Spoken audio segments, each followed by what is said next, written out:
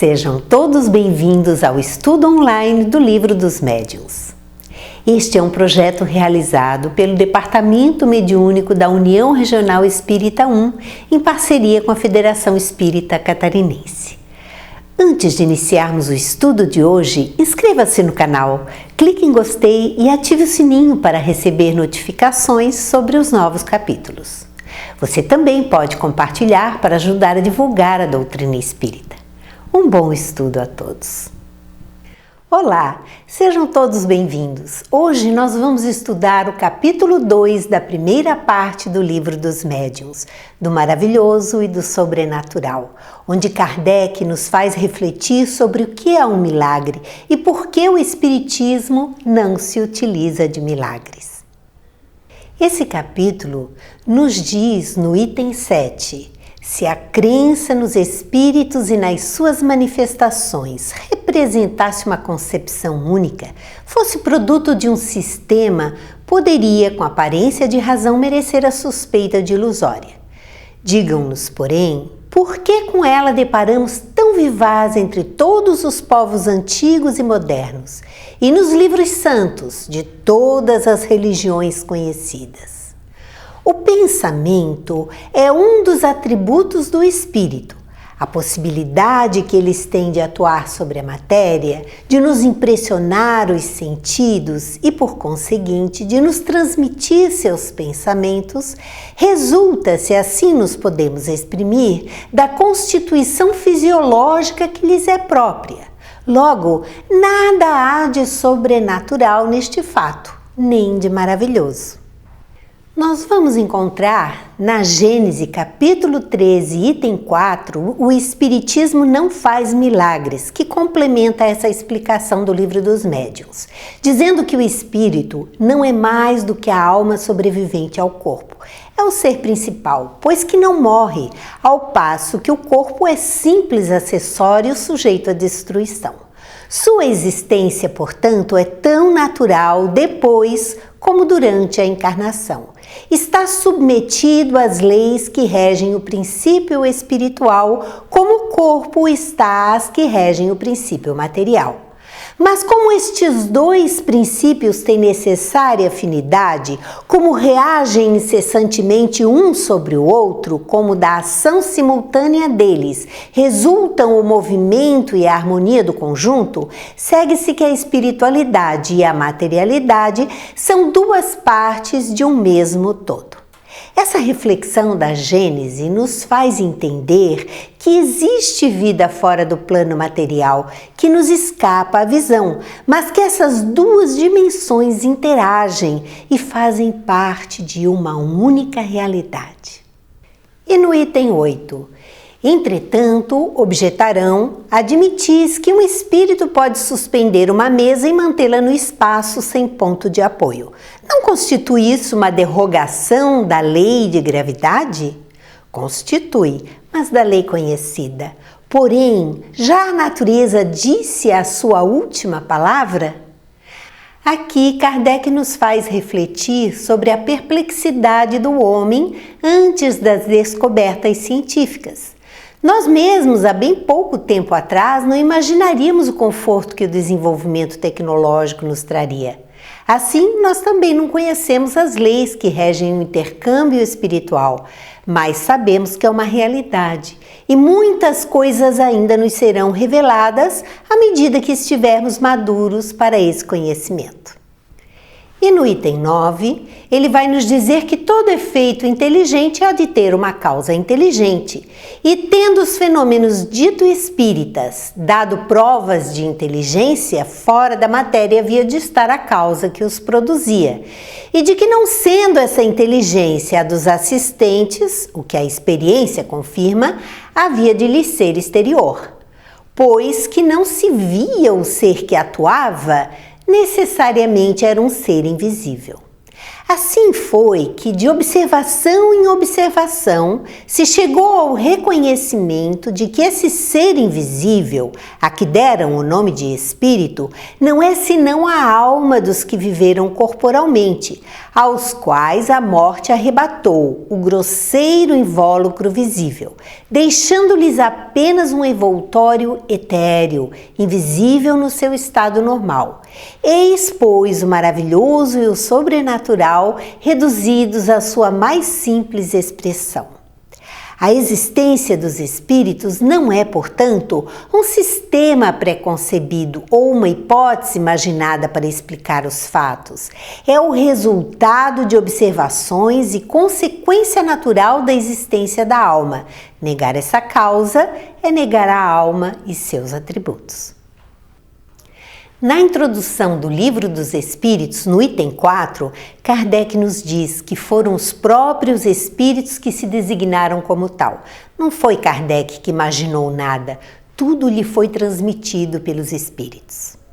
E no item 10 ele vai nos dizer que para os que consideram a matéria a única potência da natureza, tudo que não pode ser explicado pelas leis da matéria é maravilhoso ou sobrenatural. E para eles, maravilhoso é sinônimo de superstição. Se assim fosse, a religião que se baseia na existência de um princípio imaterial seria um tecido de superstições, enquanto que o Espiritismo desmistifica os fenômenos. No item 11, ele vai dizer que os que atacam o Espiritismo em nome do maravilhoso se apoiam geralmente no princípio materialista, porquanto negando qualquer efeito extramaterial, negam a existência da alma. Segundo eles, o maravilhoso é absurdo. Ora, o Espiritismo se apoia em fatos maravilhosos, logo o Espiritismo é absurdo, e consideram sem apelação essa sentença. Na Gênese, capítulo 13, item 8, nós vamos encontrar um complemento destas observações, dizendo que uma vez que estão no quadro da natureza, os fenômenos espíritas se hão produzido em todos os tempos. Mas, precisamente porque não podiam ser estudados pelos meios materiais de que dispõe a ciência vulgar, permaneceram muito mais tempo do que outros no domínio do sobrenatural, de onde o Espiritismo agora os tira. No item 12, ele vai nos dizer que em lógica elementar, para se discutir uma coisa, preciso se faz conhecê-la. Porquanto a opinião de um crítico só tem valor quando ele fala com perfeito conhecimento de causa. Então, somente sua opinião, embora errônea, poderá ser tomada em consideração. Geralmente, quem combate a doutrina espírita não tem conhecimento do seu conteúdo. Por isso, nós precisamos estudar, até para podermos argumentar sobre o que o Espiritismo ensina. No item 13, ele vai dizer: assim, o Espiritismo não aceita todos os fatos considerados maravilhosos ou sobrenaturais. Longe disso, demonstra a impossibilidade de grande número deles e o ridículo de certas crenças que constituem a superstição propriamente dita. Porém, até onde vai a crença do Espiritismo? Perguntarão. Lede, observai e sabereis. Só com o tempo e o estudo se adquire o conhecimento de qualquer ciência. Ora, o Espiritismo, que entende com as mais graves questões de filosofia, com todos os ramos da ordem social, que abrange tanto o homem físico quanto o homem moral, é em si mesmo uma ciência, uma filosofia, que já não podem ser aprendidas em algumas horas, como nenhuma outra ciência. No item 14, ele vai fazer um resumo do capítulo. Primeiro, todos os fenômenos espíritas têm por princípio a existência da alma, sua sobrevivência ao corpo e suas manifestações. Segundo, fundando-se numa lei da natureza, esses fenômenos nada têm de maravilhosos, nem de sobrenaturais no sentido vulgar dessas palavras. Terceiro, muitos fatos são tidos por sobrenaturais porque não se lhes conhece a causa. Atribuindo-lhes uma causa, o Espiritismo os repõe no domínio dos fenômenos naturais. Quarto, Entre os fatos qualificados de sobrenaturais, muitos há cuja impossibilidade o Espiritismo demonstra, incluindo-os em um número das crenças supersticiosas. Quinto, se bem reconheça um fundo de verdade em muitas crenças populares, o Espiritismo de modo algum dá sua solidariedade a todas as histórias fantásticas que a imaginação ha criado. Sexto, julgar do Espiritismo pelos fatos que ele não admite é dar prova de ignorância e tirar todo o valor à opinião emitida. Sétimo, a explicação dos fatos que o Espiritismo admite, de suas causas e consequências morais, forma toda uma ciência e toda uma filosofia, que reclama um estudo sério, perseverante e aprofundado. Oitavo, o Espiritismo não pode considerar crítico sério, senão aquele que tudo tenha visto, estudado e aprofundado com a paciência e a perseverança de um observador consciencioso. Aqui nesses itens, Kardec deixa muito claro a importância de se estudar seriamente o Espiritismo antes de se pensar em participar de qualquer tipo de trabalho mediúnico. E no item 15 ele vai nos dizer que na sua acepção primitiva e pela sua etimologia, o termo milagre significa coisa extraordinária, coisa admirável de se ver. Mas como tantas outras, essa palavra se afastou do seu sentido originário e hoje por milagre se entende, segundo a academia, um ato do poder divino, contrário às leis comuns da natureza. Nosso fim é unicamente demonstrar que os fenômenos espíritas, por mais extraordinários que sejam, de maneira alguma derrogam essas leis, que nenhum caráter têm de miraculosos, do mesmo modo que não são maravilhosos ou sobrenaturais. O milagre não se explica, os fenômenos espíritas, ao contrário, se explicam racionalmente. Não são, pois, milagres, mas simples efeitos cuja razão de ser se encontra nas leis gerais. Esclarecendo-nos com relação a essa potência, o Espiritismo nos dá a explicação de uma imensidade de coisas inexplicadas e inexplicáveis por qualquer outro meio, e que, à falta de toda explicação, passaram por prodígios nos tempos antigos. Na Gênese, no capítulo 13, os milagres no sentido teológico, item 1, nós vamos encontrar um complemento dessas explicações. Um dos caracteres do milagre propriamente dito é o ser inexplicável, por isso mesmo que se realiza com a exclusão das leis naturais. É tanto essa ideia que se lhe associa que se um fato miraculoso vem a encontrar explicação, se diz que já não constitui milagre, por muito espantoso que seja.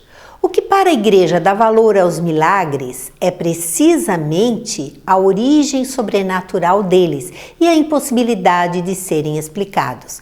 Ela se firmou tão bem sob esse ponto que o assimilarem-se os milagres aos fenômenos da natureza constitui para ela uma heresia, um atentado contra a fé, tanto assim que excomungou e até queimou muita gente por não ter querido crer em certos milagres. E no item 16, os fenômenos espíritas, assim como os fenômenos magnéticos, antes que se lhes conhecesse a causa, tiveram que passar por prodígios.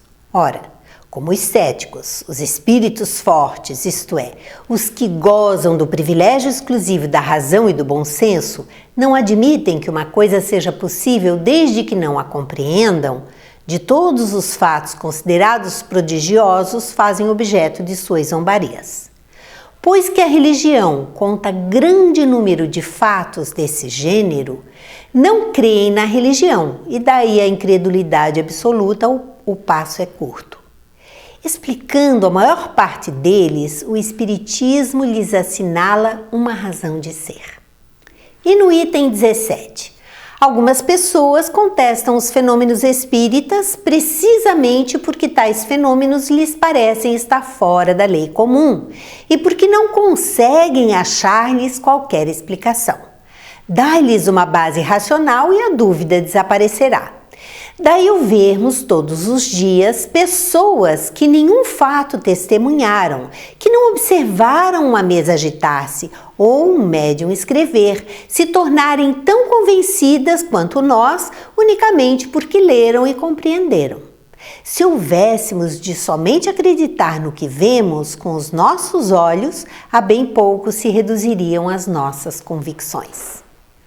Hoje, nós sabemos que a importância do espiritismo vai muito além das comunicações mediúnicas.